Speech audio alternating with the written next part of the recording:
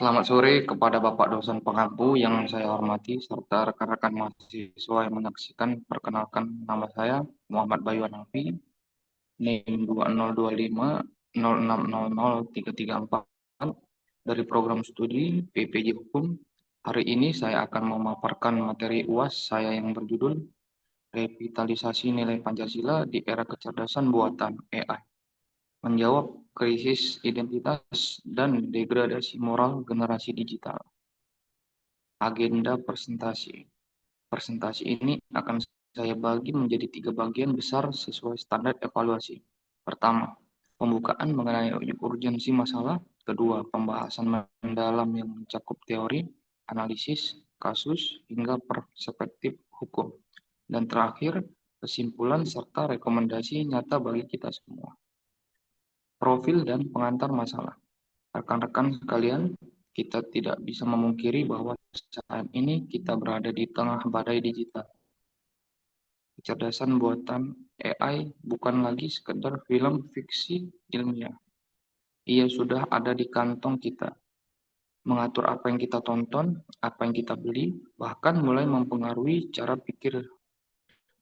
Namun ada paradoks yang terjadi. Di saat teknologi semakin pintar, interaksi sosial kita justru terasa semakin dangkal dan rentan terhadap perpecahan.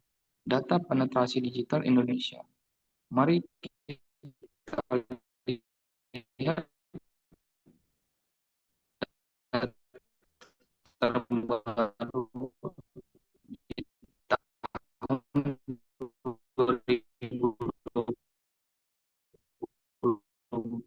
sampai 2025. Penetrasi internet ini dibarengi dengan bulan. Inilah tetap menjadi kompas di tengah lautan data yang tidak terbatas ini. Tujuan dan relevansi. Tujuan saya memaparkan ini adalah untuk merumuskan kembali posisi Pancasila bukan hanya sebagai hafalan, tapi sebagai sistem etika dalam berteknologi. Relevansi topik ini sangat krusial agar kita generasi digital tidak kehilangan jati diri bangsa di bawah kendali ideologi terbuka. Memasuki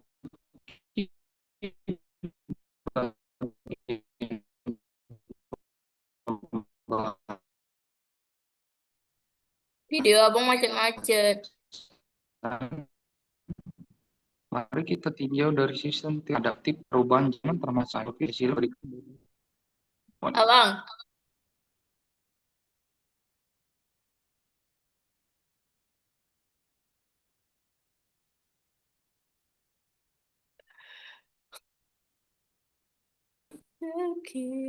video abang Halo, macet-macet.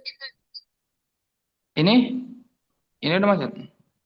Ini enggak, cuman sinyal abang merah. Takutnya macet lagi Ini nanti. ini udah tadi pakai wifi. Coba Oh, ini oh, abang pakai. udah ini. Abang ulang ya.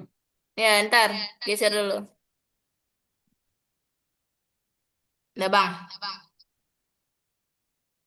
Revitalisasi nilai Pancasila di era kecerdasan buatan AI. Selamat sore kepada Bapak dosen pengampu yang saya hormati, serta rekan-rekan mahasiswa yang menyaksikan. Perkenalan, nama saya Muhammad Bayu Hanafi, NIM 202506003344 dari program studi PPJ Hukum.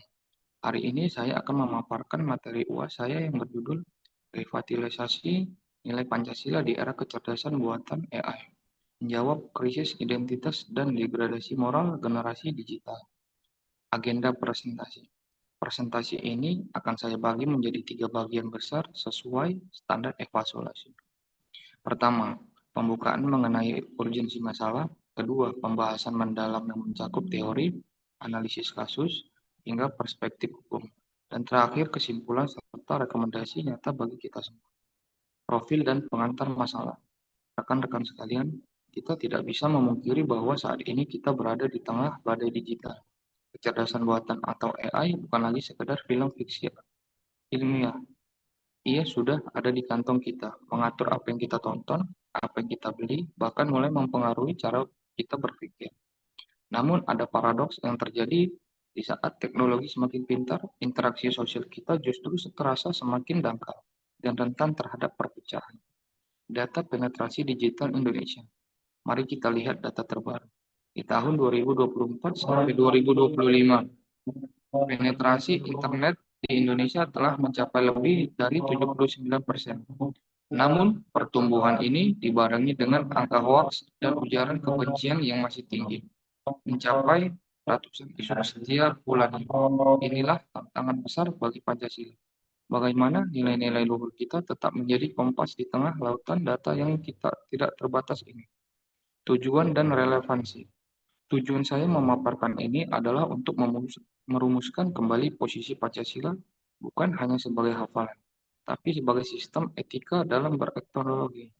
Relevansi topik ini sangat krusial agar kita generasi digital tidak kehilangan jati diri bangsa di bawah kendali algoritma global. Teori Pancasila sebagai ideologi terbuka. Memasuki bagian pembahasan, mari kita tinjau dari sisi teoritis. Pancasila adalah ideologi terbuka. Artinya, ia adaptif terhadap perubahan zaman, termasuk revolusi AI. Secara filosofis, Pancasila memberikan batasan moral, teknologi harus melayani kemanusiaan, sila kedua, dan memperkuat persatuan, sila ketiga, bukan malah menciptakan diskriminasi atau polarisasi. Analisis kasus bias, algoritma, dan echo chamber. Analisis kasus pertama adalah fenomena echo chamber. Algoritma media sosial cenderung hanya menampilkan informasi yang sesuai dengan preferensi kita. Akibatnya, kita menjadi sulit menerima perbedaan pendapat. Ini sangat bertentangan dengan semangat sila keempat kita mengenai musyawarah dan kebijaksanaan. Kita menjadi terjebak dalam fanatisme buta yang merusak kohesi sosial. Ancaman deepfake dan disinformasi. Kasus kedua yang lebih ekstrim adalah deepfake. AI kini bisa memanipulasi video wajah dan suara untuk menyebar fitnah. Di sini nilai kejujuran dari sila pertama dan keabadan dari sila kedua sedang diuji. Jika kita tidak memiliki literasi digital berbasis Pancasila, masyarakat kita akan mudah diadu domba oleh teknologi yang manipulatif. Perbandingan Society 5,0 versus Society Pancasila. Jika Jepang memiliki konsep Society 5,0 yang berpusat pada teknologi untuk kesejahteraan, maka Indonesia harus memiliki konsep Society Pancasila. Bedanya kita tidak hanya fokus pada kemudahan hidup, tapi pada kemuliaan adat. Kita menggunakan AI untuk mempercepat gotong royong dan pemerataan informasi, bukan sekadar mengejar efisiensi ekonomi smart. Perspektif hukum dan Undang-Undang ITE. Secara hukum, Indonesia telah memiliki Undang-Undang ITE dan Undang-Undang Perlindungan Data Pribadi. Namun hukum positif saja tidak cukup. Hukum seringkali tertinggal dari kecepatan teknologi. Oleh karena itu dibutuhkan hukum etik yang bersumber dari Pancasila. Implementasinya adalah digital citizenship yang bertanggung di mana setiap individu menjadi polisi bagi dirinya sendiri dalam menyebarkan konten. Tren literasi etika digital. Dari data yang saya analisis, ada tren positif di mana kesadaran akan etika digital mulai meningkatkan di kalangan Gen Z. Namun, peningkatannya masih lambat. Dibutuhkan gerakan masif untuk menjadikan Pancasila sebagai filter utama dalam setiap klik dan bagikan yang kita lakukan di ruang siber. Kesimpulan. Sebagai kesimpulan, Pancasila tidak akan pernah usang oleh AI. Asalkan kita sebagai penggunanya tetap memegang teguh nilai ketuhanan, kemanusiaan, dan persatuan. Rekomendasi saya, jadilah kreator konten yang Pancasilasis yang menggunakan algoritma untuk kebaikan. Terima kasih atas perhatiannya. Wassalamualaikum warahmatullahi wabarakatuh.